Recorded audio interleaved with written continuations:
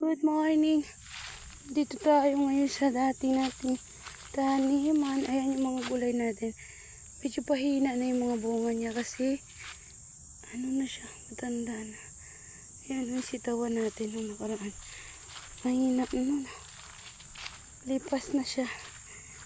Ayan. Ayan. Lipas na siya. Tanim na naman tayo ulit sa sunod tanim. Ayan natin sili. Matataba yung sili. Bunga, tari. Yan. May kamuting ano tayo dito, talbos. Kasi hindi na siya masyadong nalilisan. Yan.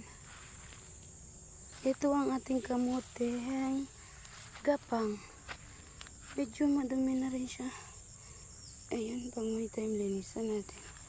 May mga laman pa naman yan siya. Kaso, hindi pa nakukuha. Yan siya. Ating maganda to sa pang-asim, kaso naglipas na rin siya yung bulaklak niya guys. Tapos na bulaklak niya na yan na ganyan, magiging ganito na siya bunga. Pag matanda na yan siya, ano siya, yung buto, yung ano niya, buto niya is magiging bagong binhi ulit. Pinang-aasim yan kung sa amin pa pang pangat, karengasan. Ganyan siya, yan. Pagbata pa siya. Kasi kinain na rin siya ng wood. Yan siya. Alas 12 tawag sa amin yan. Ewan ko lang sa iba kung anong tawag dyan. Pero masarap sa isda. Yan. Ilalim ng patulahan natin.